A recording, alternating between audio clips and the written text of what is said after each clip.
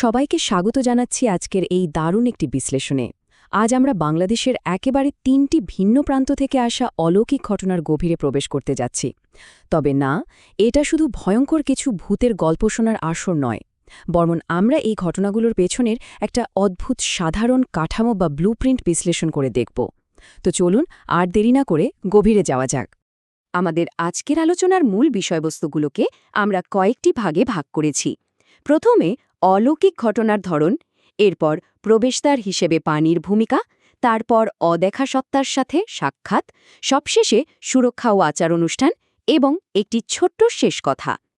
তো শুরুতেই চলে যাচ্ছি আমাদের প্রথম বিভাগে, অলৌকিক ঘটনার ধরন বা এই ভৌতিক ঘটনাগুলোর সাধারণ কাঠামো। একটা ব্যাপার খেয়াল করলে সত্যি অবাক হতে হয়। এই ঘটনাগুলো ঘটেছে সম্পূর্ণ আলাদা জায়গায়, আলাদা মানুষের সাথে, কিন্তু তাদের অভিজ্ঞতার মধ্যে একটা অদ্ভুত মিল আছে।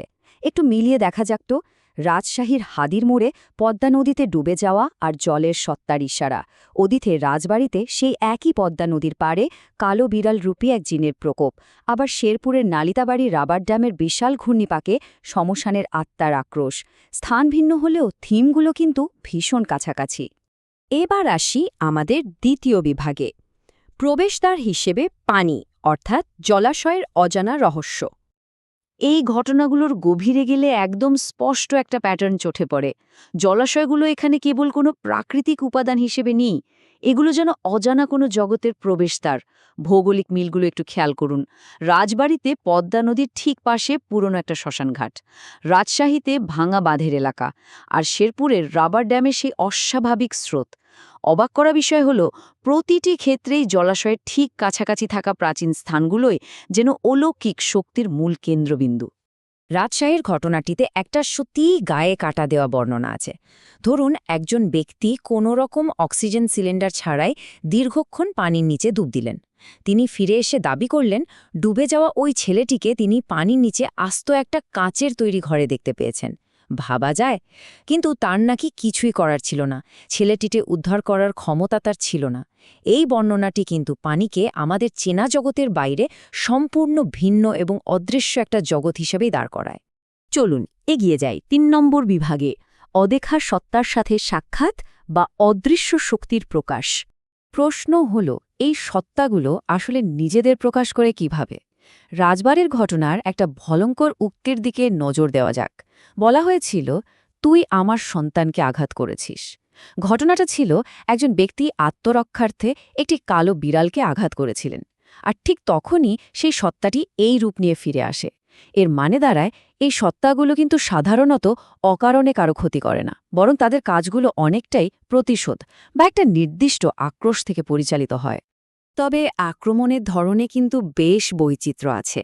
একদিকে আমরা দেখছি রূপ পরিবর্তনকারী জিন, যে কিনা দৃশ্যমান একটা কালো বিড়ালের রূপ ধরে প্রতিশোধ নিতে একেবারে শিকারের পিছু নিচ্ছে।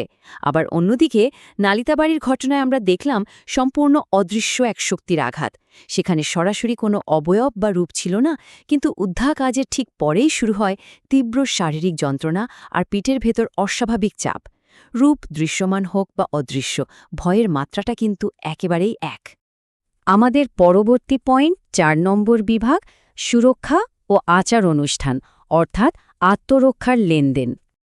একটা ব্যাপার খুব স্পষ্ট, যে অতি প্রাকৃত শক্তির হাত থেকে রক্ষা পাওয়াটা কোনো সহজ বা নিশ্চিত বিষয় নয়। এটা যেন আস্ত একটা চুক্তি, আর চুক্তির শর্তগুলো সেগুলো একেবারেই সুনির্দিষ্ট। রাজশাহীতে যেমন অদ্ভুত এক দাবি ছিল, 7টি নরপাঠা এবং 7 প্রকারের মিষ্টি। রাজবাড়িতে জিনের মুক্তিপণ হিসেবে চাওয়া হল 4টি কবুতর, 5 কেজি মিষ্টি আর 7টি ভিন্ন পুকুরের পানি। আবার নালিতাবাড়িতে শ্মশানের সেই আত্মাকে শান্ত করতে খালে ফেলা হল গুড় এবং একটি আস্ত মুরগি।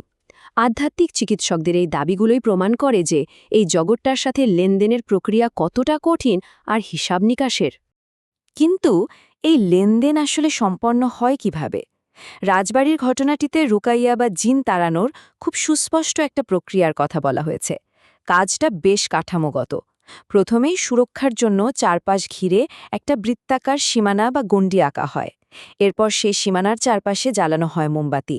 তারপর নির্দিষ্ট সূরা পাঠ করে সেই অদৃশ্য জিনটিকে হাজির করা হয়। আর সবশেষে শুরু হয় মুক্তির শর্ত আর সেই বলিদানের আলোচনা। অনেকটা যেন দুই পক্ষের মধ্যে একটা দরকষাকষি। আর এই পুরো লেনদেনের প্রক্রিয়ায় ৩ সংখ্যাটির একটা ভীষণ ভয়ঙ্কর তাৎপর্য আছে। রাজশাহীর ঘটনায় একটু ফিরে যায়। সেখানে স্বপ্নে এক মহিলাকে স্পষ্টভাবে বলা হয়েছিল যে বলিদান সম্পন্ন করার জন্য ঠিক ৩ দিন সময় দেওয়া হলো। আর জানেন তো, এই চরম সময়সীমা পার হওয়ার ঠিক পরেই, মানে তৃতীয় দিন দুপুর ঠিক ৩টার দিকে, সেই হারিয়ে যাওয়া ছেলেটির বীভৎস লাশ ভেসে ওঠে। অদৃশ্য জগতের নিয়মের সময়সীমা যে কতটা নির্মম এবং অকাট্য হতে পারে, এটা যেন তারই একটা বড় প্রমাণ।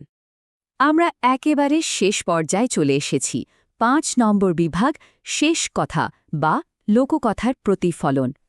এতক্ষণের আলোচনায় একটা ব্যাপার তো পরিষ্কার, জলাশয়, প্রতিশোধপরায়ণ সত্তা আর এই যে আদান প্রদানমূলক আচার অনুষ্ঠান, এই ৩টে উপাদান মিলে অতিপ্রাকৃত ঘটনাগুলোর একটা সুস্পষ্ট ব্লুপ্রিন্ট তৈরি করে।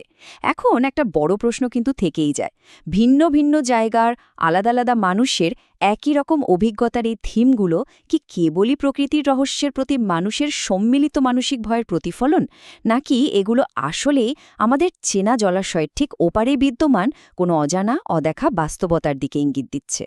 এর উত্তর হয়তো অজানাই রয়ে যাবে। তবে চারপাশের এই ভীষণ পরিচিত জগৎটিকে একটু ভিন্ন দৃষ্টিকোণ থেকে দেখতে শেখাটাই হয়তো এই মুহূর্তের সবচেয়ে বড় সতর্কতা। সবাইকে ধন্যবাদ আজকের এই আয়োজনের সাথে থাকার জন্য।